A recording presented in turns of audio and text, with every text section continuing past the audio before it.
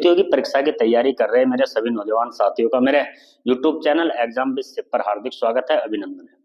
हिंदी व्याकरण पर हम चर्चा कर रहे हैं और हिंदी व्याकरण पर चर्चा करते हुए आज हम अविकारी शब्दों पर चर्चा करेंगे और जानेंगे उन्हें एक शॉर्ट ट्रिक के माध्यम से कैसे हमें अविकारी शब्दों को पता करना है। तो देखते हैं अविकारी शब्द, और अविकारी शब्दों को ही हम क्या कहते हैं, अव्यय शब्द कहते हैं।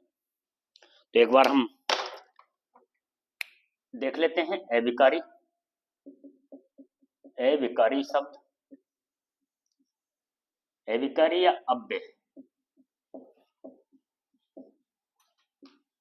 देखिए अविकारी ए प्लस विकार शब्द और प्लस ई प्रत्यय के संयोग से बना हुआ एक शब्द है। ए उपसर्ग का अर्थ होता है नहीं और विकार का अर्थ होता है परिवर्तन।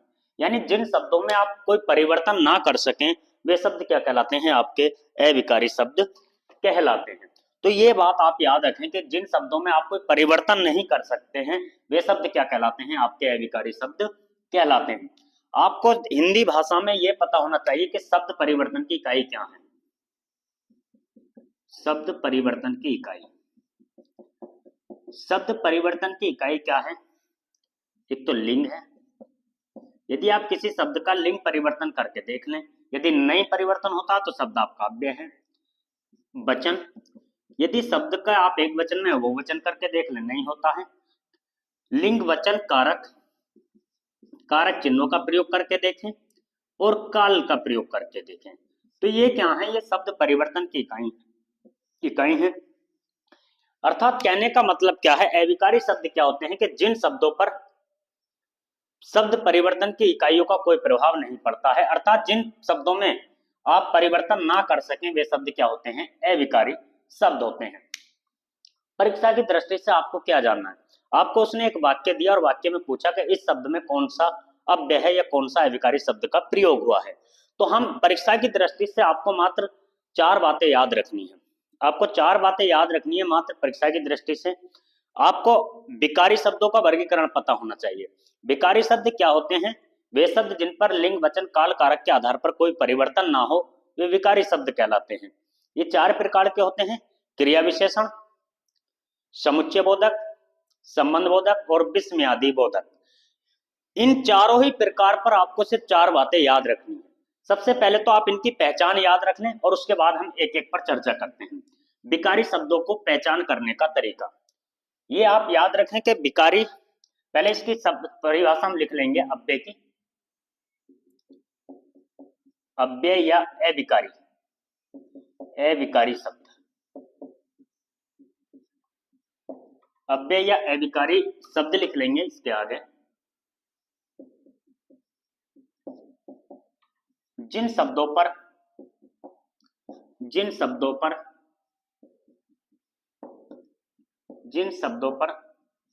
शब्द परिवर्तन की इकाइयों का, शब्द परिवर्तन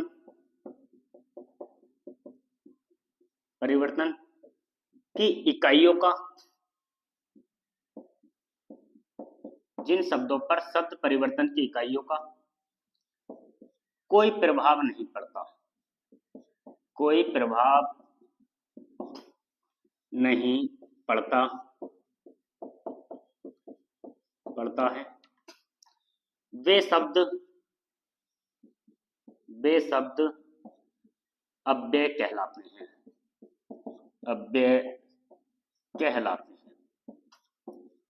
वे शब्द अव्यय कहलाते हैं और नोट करके लिख लेंगे। अव्यय के 4 भेद होते हैं। अव्यय के 4 भेद होते हैं। अव्यय के 4 भेद होते हैं। पहला आप लिख लेंगे क्रिया विशेषण अव्यय, क्रिया विशेषण अव्यय।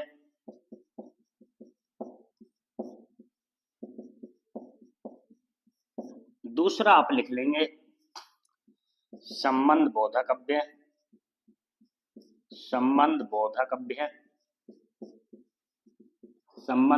अव्यय। और तीसरा आप लिख लेंगे समुच्चय बोधक अव्यय, समुच्चय बोधक अव्यय।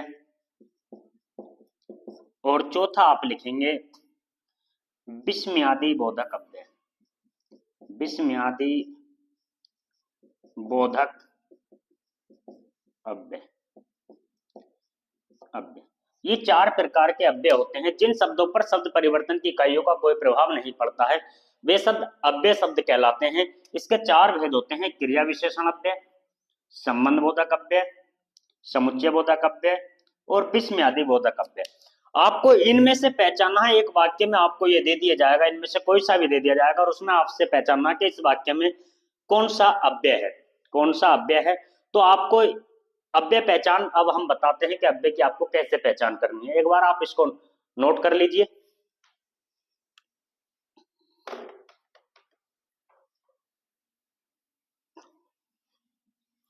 ये सब आपने नोट कर लिया होगा। अब बात करते हैं अव्यय पहचानने का तरीका।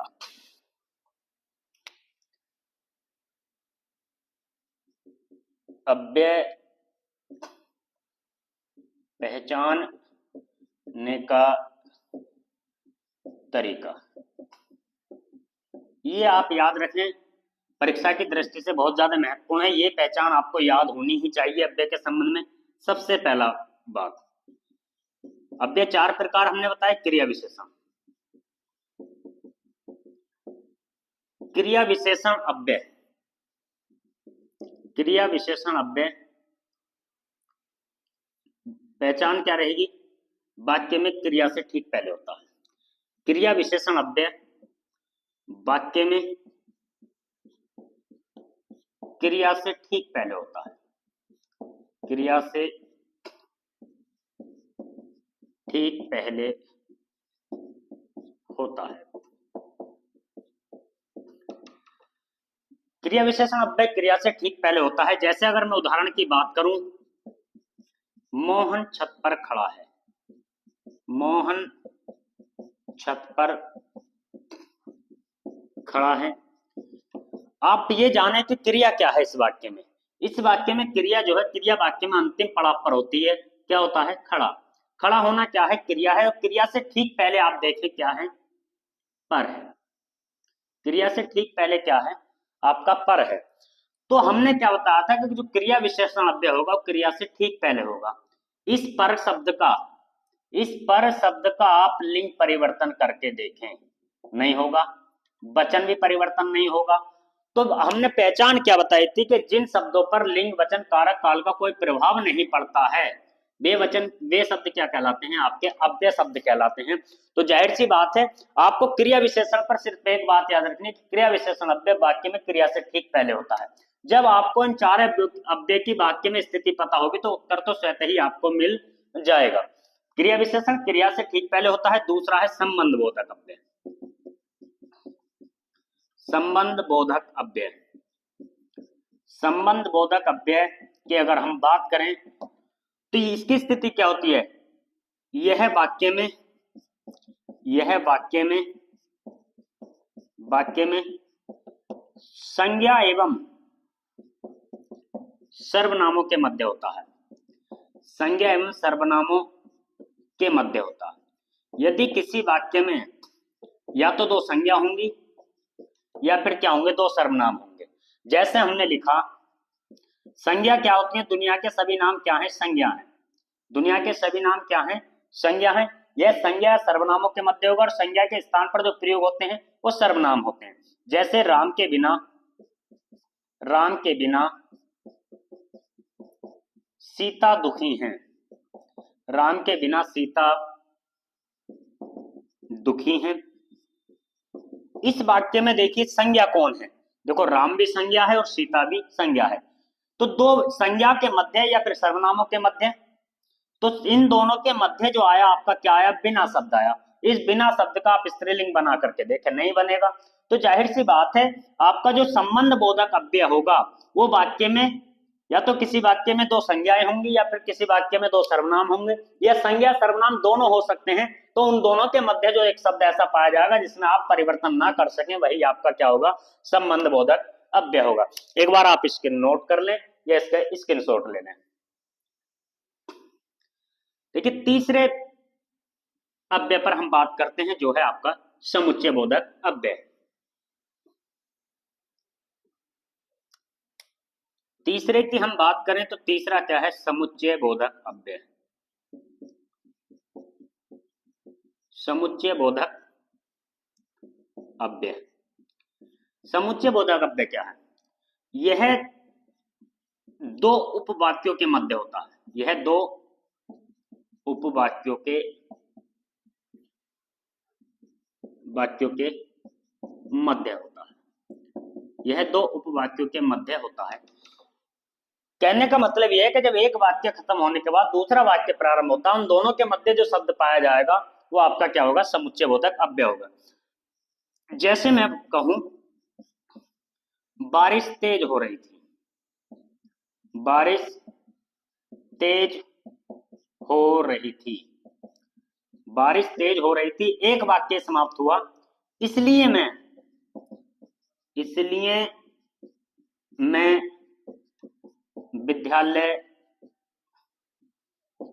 विद्यालय नहीं आ सका।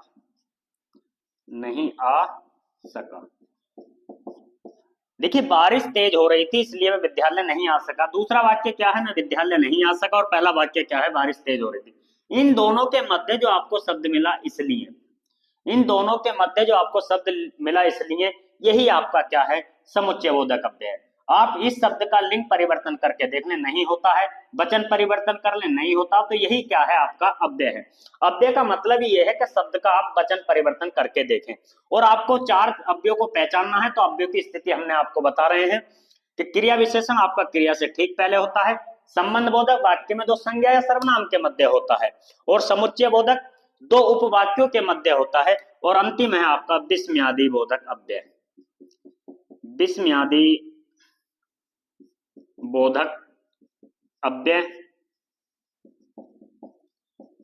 और इसकी स्थिति क्या है, यह वाक्य के प्रारंभ में होता है। यह वाक्य के प्रारंभ में होता है।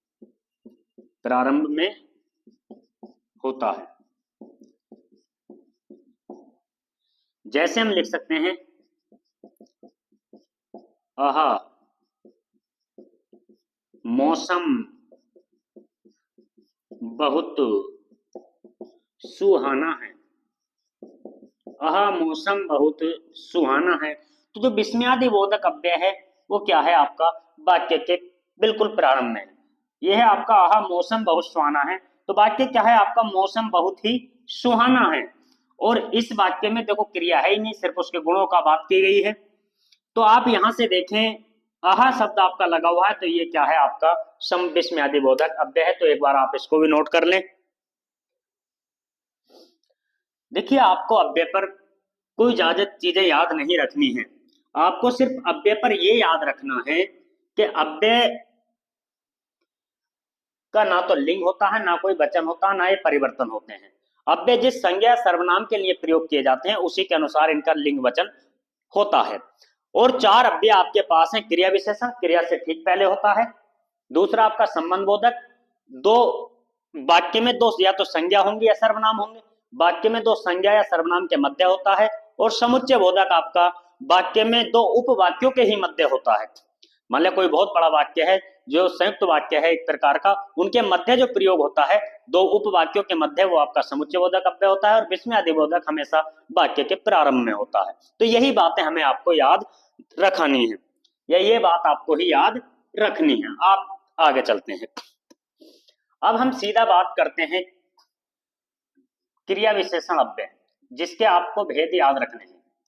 क्रिया विशेषण अव्यय, क्रिया विशेषण अव्यय, इसकी आवश्यकता आपको क्यों पड़ी, पहले ये जान लें कि क्रिया विशेषण की आपको आवश्यकता क्यों पड़ी, इसके कार्य क्या हैं। क्रिया विशेषण की आवश्यकता आपको क्यों पड़ी? देखिए, एक तो क्रिया का समय बताना, इसके लिए भी क्रिया विशेषण की आवश्यकता पड़ी। दूसरी बात, क्रिया का स्थान व दिशा बताना, इसके लिए भी क्रिया विशेषण की आवश्यकता पड़ी।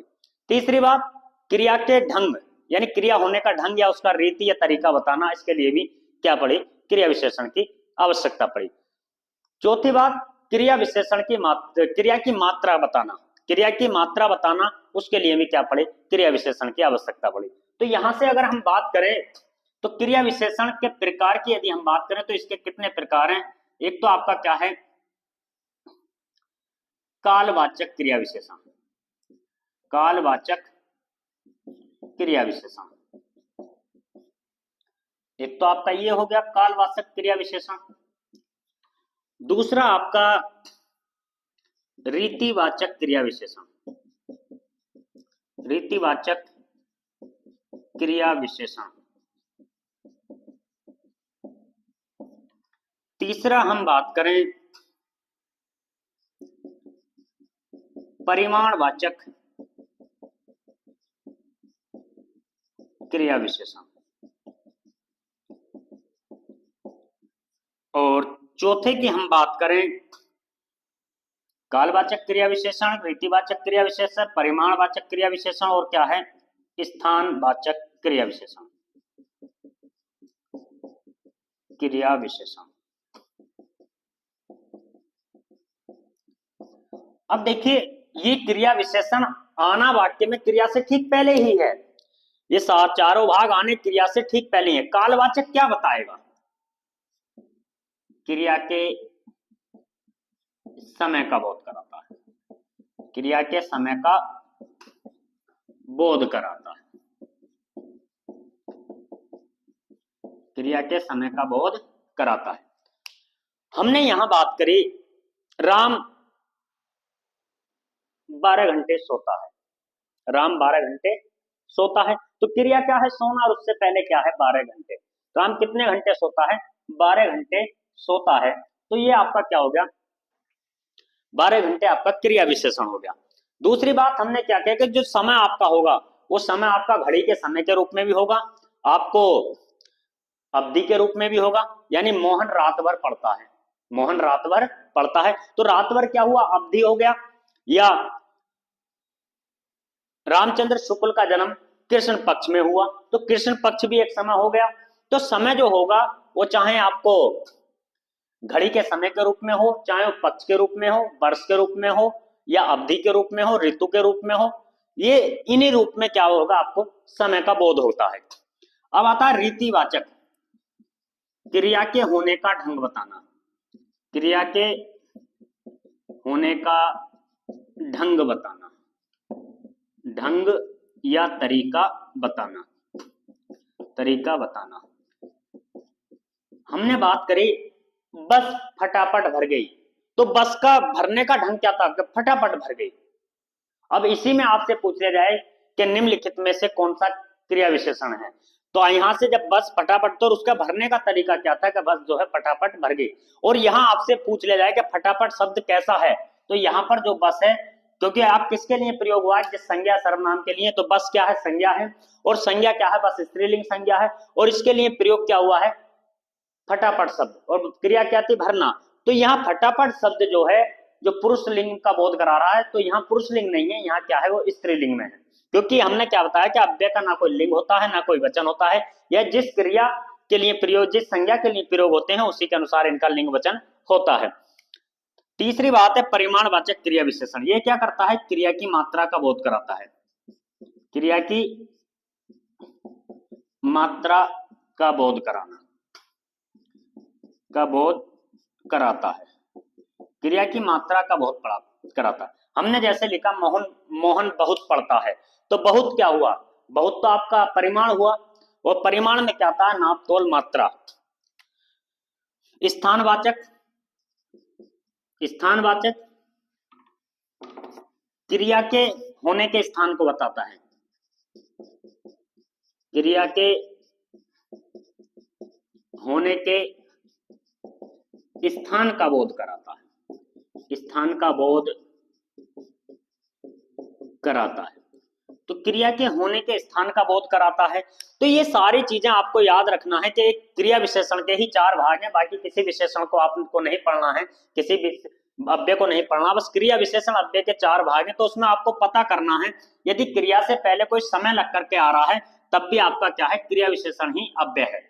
यदि क्रिया से पहले कोई ढंग या तरीका लग करके आ रहा है तब भी आपका क्या है, क्रिया विशेषण अव्यय है, और उसमें कौन सा है ये आपको देख लेना, रीतिवाचक।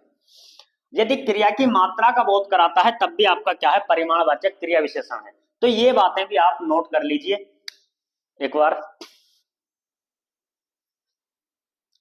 आगे चलते हैं।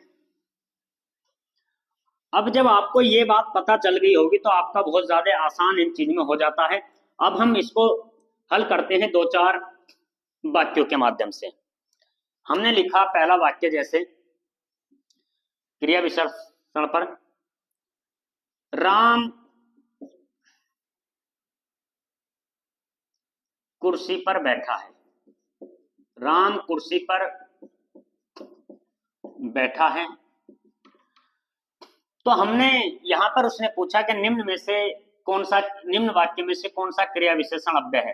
तो कहां पर बैठा है आपका, कुर्सी पर बैठा है। तो कुर्सी क्या है, उसका स्थान है, तो यहाँ पर क्या होगा, स्थानवाचक क्रिया विशेषण। और हमेशा क्रिया विशेषण क्रिया से ठीक ही पहले आएगा। तो ये आपका यहाँ पर आपका अव्यय क्या है, अव्यय यहाँ पर है। और कौन सा अव्यय है आपका, क्रिया विशेषण अव्यय है। क्रिया विशेषण में भी कौन सा है आपका, स्थानवाचक क्रिया विशेषण है। तो यहाँ पर कहाँ बैठा है, कुर्सी पर बैठा है। तो स्थानवाचक क्रिया विशेषण में हमेशा अधिकरण कारक का प्रयोग किया जाता है। तो ये क्या हो गया आपका, स्थानवाचक क्रिया विशेषण। स्थानवाचक क्रिया विशेषण, क्रिया विशेषण। हमने लिखा रोहन वर्ष भर नहाता है। रोहन वर्ष भर नहाता है। तो वर्ष भर क्या है, एक अवधि है, और अवधि किसमें है, समय में। तो ये क्या हो गया आपका, कालवाचक क्रिया विशेषण। कालवाचक क्रिया विशेषण, क्रिया विशेषण। ये आपका कालवाचक क्रिया विशेषण हो गया। तीसरे की हमने बात करी, गोलियां धड़ाधड़ चली। गोलियां धड़ाधड़ चली। तो क्रिया क्या है, चलना। और क्यों चली, गोलियां धड़ाधड़ चली। तो ये धड़ाधड़ क्या है, रीति हो गया, गोलियों का तरीका हो गया। तो ये क्या हो गया, रीतिवाचक, रीतिवाचक क्रिया विशेषण हो गया। देखिए सब चीजें क्रिया से ठीक पहले आ रही हैं। तो क्रिया विशेषण की यही तो एक पहचान है कि क्रिया विशेषण वाक्य में क्रिया से ठीक पहले होगा, चाहे उसका कोई भी भाग हो। और चौथा है आपका, रोहन बहुत पढ़ता है। रोहन बहुत पढ़ता है। तो रोहन कितना पढ़ता है, बहुत पढ़ता है। और बहुत क्या है आपका, परिमाण है। तो पढ़ना क्रिया है, क्रिया से पहले बहुत है, तो ये क्या है आपका, परिमाणवाचक क्रिया विशेषण। परिमाणवाचक क्रिया विशेषण है कि मोहन बहुत पढ़ता है। तो आपको निष्कर्ष क्या याद रखना है, आपको सिर्फ निष्कर्ष यही याद रखना है कि क्रिया विशेषण क्रिया से ठीक पहले होता है। यदि क्रिया के स्थान का किसी कोई शब्द जो क्रिया से पहले है और क्रिया के स्थान का बोध करा रहा है, तो वो आपका स्थानवाचक क्रिया विशेषण हो जाता है। और यदि कोई शब्द क्रिया के होने वाले समय का बोध करा रहा है तो आपका कालवाचक क्रिया विशेषण हो जाता है। और यदि कोई शब्द क्रिया के होने का तरीका या ढंग को बता रहा है तो आपका रीतिवाचक क्रिया विशेषण हो जाता है। और यदि कोई शब्द क्रिया के परिमाण का बोध कराता है तो आपका क्या हो जाता है, परिमाणवाचक क्रिया विशेषण हो जाता है। तो एक बार आप इसको भी नोट कर लें।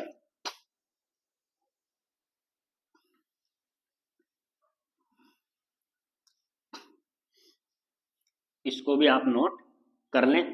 तो एक पहचान क्या बनी, एक पहचान की यदि हम बात करें क्रिया विशेषण पर, तो क्रिया के होने का समय, क्रिया के होने का ढंग, क्रिया के होने का परिमाण, और क्रिया के होने का क्या है, क्रिया के होने का स्थान का जिन शब्दों के माध्यम से हम पता करते हैं वे क्या होते हैं, आपके क्रिया विशेषण अव्यय होते हैं। और क्रिया विशेषण अव्यय हमेशा क्रिया से ठीक पहले होता है। तो ये आपका, उम्मीद करते होंगे ये बात आपको समझ आई होगी। समुच्चय बोधक अव्यय दो वाक्यों के मध्य होता है। संबंध बोधक वाक्य में दो संज्ञा सर्वनामों के मध्य होता है। और विस्मयादि बोधक अव्यय हमेशा किसके पहले होता है, वाक्य के प्रारंभ में होता है। तो यदि एक बार इन सबकी परिभाषा भी आप लिखना चाहें तो आप लिख सकते हैं। जैसे हम एक एक की परिभाषा अगर आप लिखना चाहें तो लिख सकते हैं। वैसे अगर आपको यही बात याद रह गई कि क्रिया विशेषण क्रिया से ठीक पहले, संबंध बोधक दो संज्ञा सर्वनामों के मध्य है, और समुच्चय बोधक दो वाक्यों के मध्य है, और विस्मयादि बोधक अव्यय हमेशा वाक्य के प्रारंभ में होता है। तो एक बार इनके वाचक शब्दों को हम लिख लेंगे विशेष तथ्य में।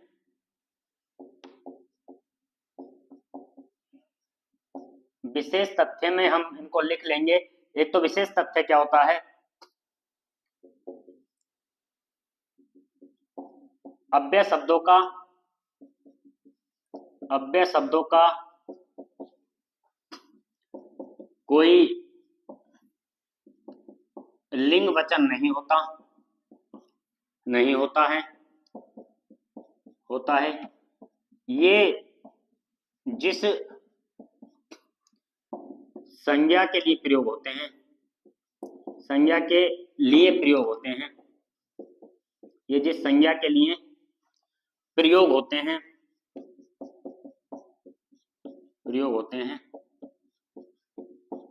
उसी के अनुसार इनका लिंग वचन परिवर्तन होता है।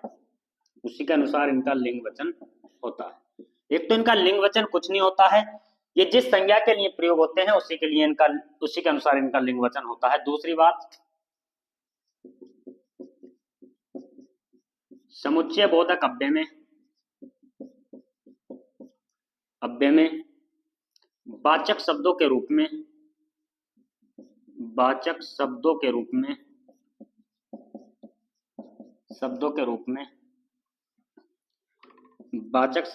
में किंतु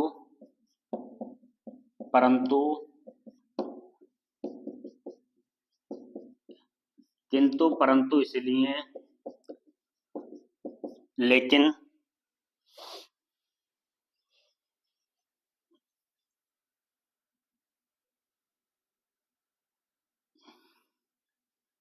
समुच्चय बोधक अव्यय में वाचक शब्दों के रूप में किंतु परंतु इसलिए लेकिन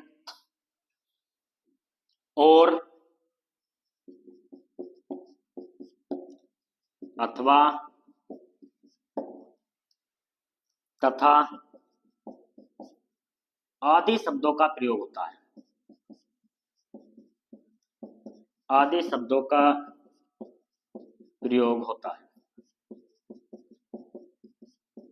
प्रयोग होता है। और तीसरी बात हम लिख लेंगे, संबंध बोधक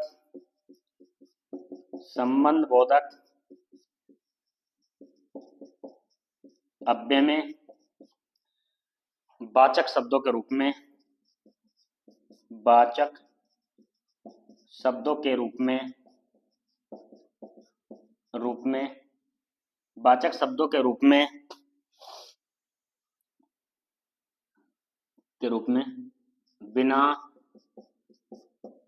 बिना खातिर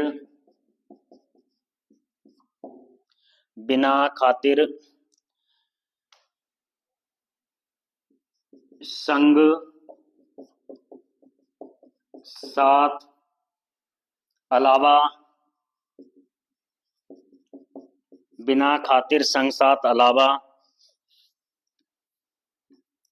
आगे पीछे बगैर आदि शब्दों का प्रयोग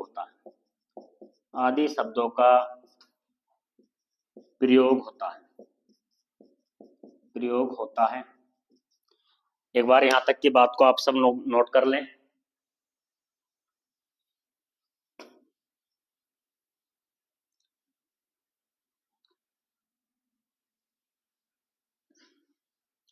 आपको सिर्फ अव्यय पर क्या याद रखना है, आपको अव्यय पर सिर्फ यही याद रखना है। और चौथी बात आप लिख लेंगे, विस्मयादि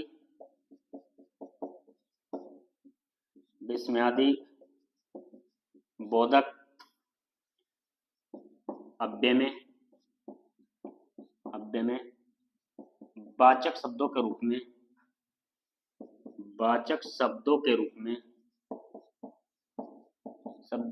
में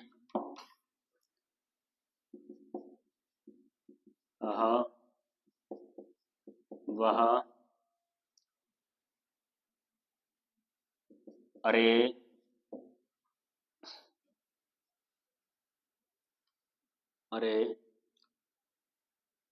अहो,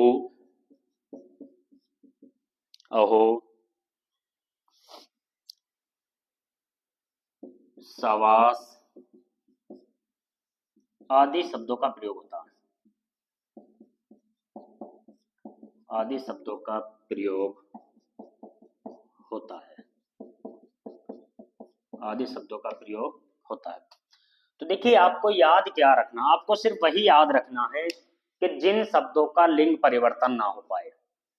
सबसे महत्वपूर्ण बात, आप एक ही तथ्य को याद रख लें कि जिन शब्दों का लिंग परिवर्तन ना हो पाए, जिन शब्दों का वचन परिवर्तन ना हो पाए, वे शब्द क्या होते हैं? अव्यय होते हैं। और 4 प्रकार के अव्यय को हमने बताया। एक क्रिया विशेषण, जो क्रिया से ठीक पहले होता है, क्रिया से ठीक पहले होता है। दूसरा हमने आपको बताया संबंध बोधक अव्यय, जो वाक्य में संज्ञा या सर्वनाम के मध्य होता है और संबंध बोधक अव्यय होता है। और तीसरा हमने आपको बताया समुच्चय बोधक अव्यय, जो दो उपवाक्यों के मध्य होता है, यानी दो उपवाक्यों को जोड़ने के लिए जिसका प्रयोग किया जाए वो आपका समुच्चय बोधक होता है। और चौथी बात आपका विस्मयादि बोधक अव्यय, जो आश्चर्यचकित घटनाओं को देखकर मुख से शुरू में निकल जाते हैं, अर्थात ये वाक्य के सबसे पहले होता है, प्रारंभ में ही होता है। तो ये आपका होता है विस्मयादि बोधक अव्यय। तो आप अगर इन्हीं बातों को याद रखोगे तो अव्यय शब्द से आपका कोई भी, अव्यय चैप्टर से कोई भी सवाल आपका गलत नहीं होगा। ये विशेषकर बहुत ज्यादा संक्षेप में इसलिए पढ़ाई जा रही है क्योंकि उत्तर प्रदेश पुलिस भर्ती परीक्षा नजदीक है। इसी वजह से आपको परिभाषाएं कम लिखवाई गई हैं। तो आपको सिर्फ पहचानें ही बताई जा रही हैं। पहचान आपको यही, आप पहचान याद रख लें।